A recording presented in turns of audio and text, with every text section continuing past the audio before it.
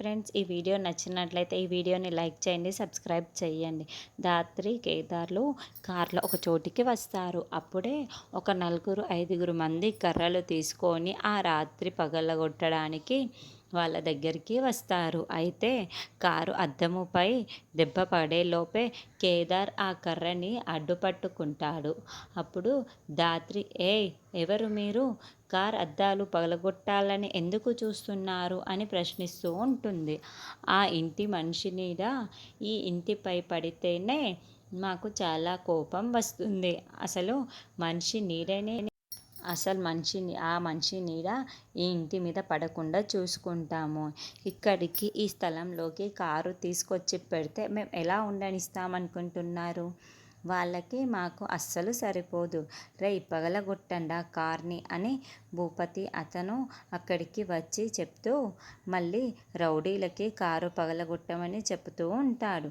ఏయ్ ఆగండి అంటూ దాత్రి కేదార్లు ఆ రౌడీలందరినీ కూడా కర్రలతో అడ్డుపట్టుకొని కుమ్మేస్తూ ఉంటారు. అలా రౌడీలందరినీ కుమ్మేసేయడంతో భూపతి చాలా షాకింగ్గా వాళ్ళిద్దరినీ చూస్తూ ఉంటాడు. అప్పుడే కరందామయ్య కత్తి పట్టుకొని అక్కడ వస్తాడు.